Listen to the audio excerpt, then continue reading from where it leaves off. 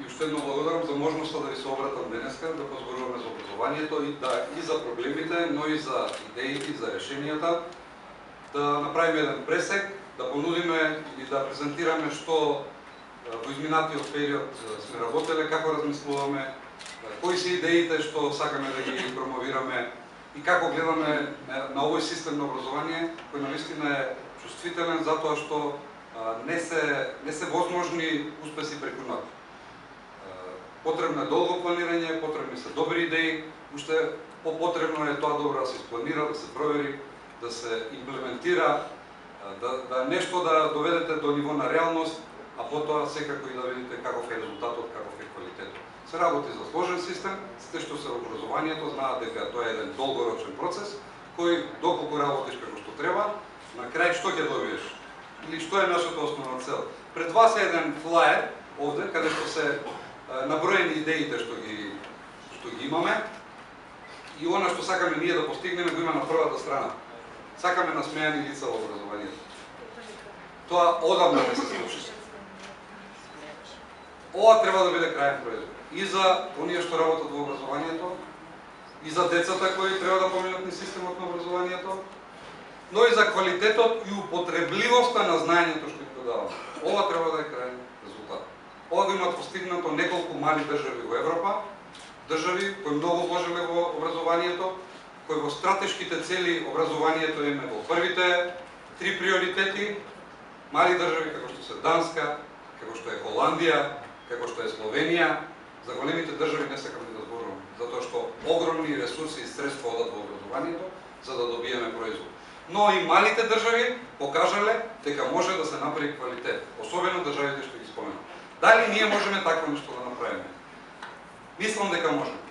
Мислам дека имаме и сили, мислам дека имаме ресурси, но и идеите што денеска за некои од нив ќе позборувам, мислам дека можеме да го однесеме образованието, се разбира, не преку ноќ, но со напорна работа, по неколку годишна стратешка работа, каде што точно знаеме кои се целите, знаеме каде се инвестициите, што треба да ги направиме. И мислам дека можеме да додадеме тоа, но не е лесно. Сигурно дека не е лесно.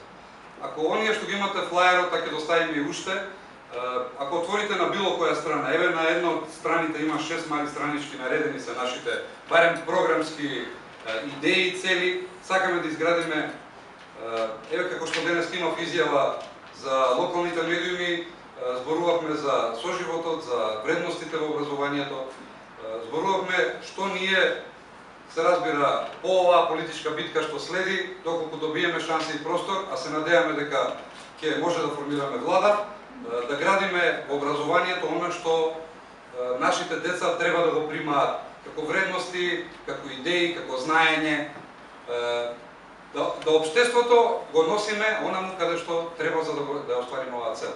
Ајде да бидеме малце поконцентрирани. Најважно е стратешките цели. Ако знаете каде сакате да стигнете од овој крај до тој крај на масата, точно треба да се исполнира тоа што се прави. Нашите политички противници имаа погрешни стратешки цели. И многу кратко ќе зборам за тоа. Повеќе зборам 90% за она што сакаме да го направиме. Стратешките цели беа многу погрешни.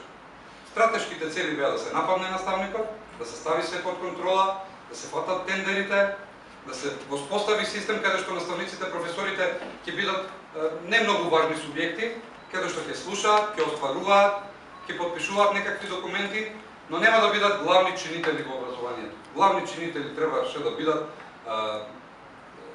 документите во кои се тврдеше дека сега ние ќе вработуваме луѓе од нашите партии, сега ќе спроведуваме, ќе печатаме учебници за да имаат приход или профит фирмите или печатниците или издавачките куќи што се блиски до нив.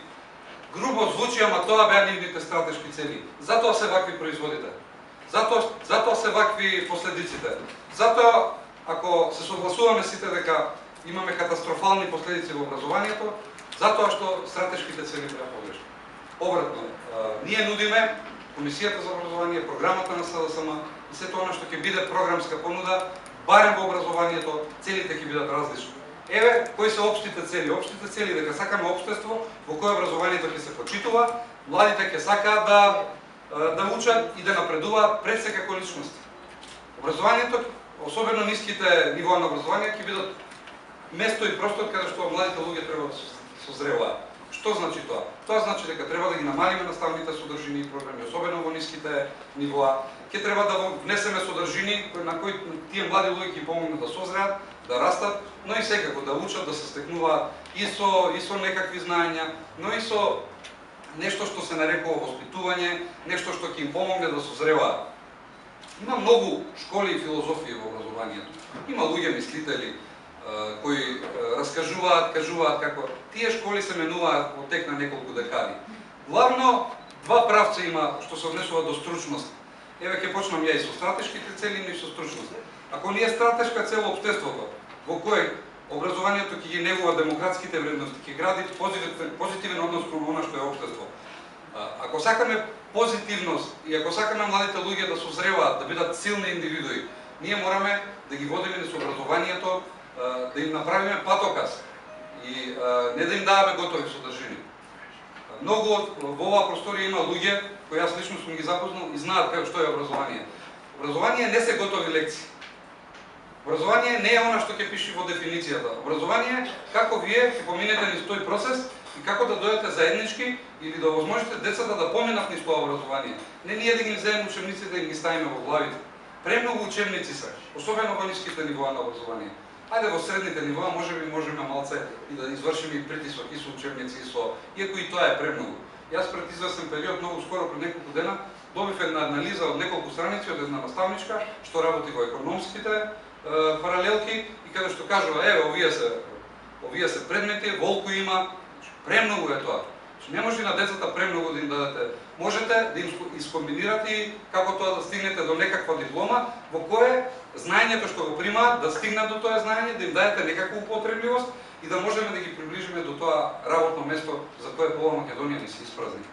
Едно од стратешките цели треба да е насочено како да се води економската политика, како да се прераспоредат даноците и еден голем дел од она што е ресурс, владин буџет, да оди во образованието, затоа што образованието е приоритет и за младите луѓе, и за нови вработувања, и за отворање на општествен развоен циклус, и за локален економски развој, но и за да може образованието да му помогне на семејството, за младите луѓе да излезат од тоа образование, да најдат вработување, а тоа што се случува денес, има еден опт екзодус од Македонија. Екзодус кој е директна последица на лошото владење во овие 10 години. Што е факт. Ако има 4 до 5.000 помалку првооделенци, ако има 44-45.000 луѓе помалку што влегуваат во основно образование од пред 10 години.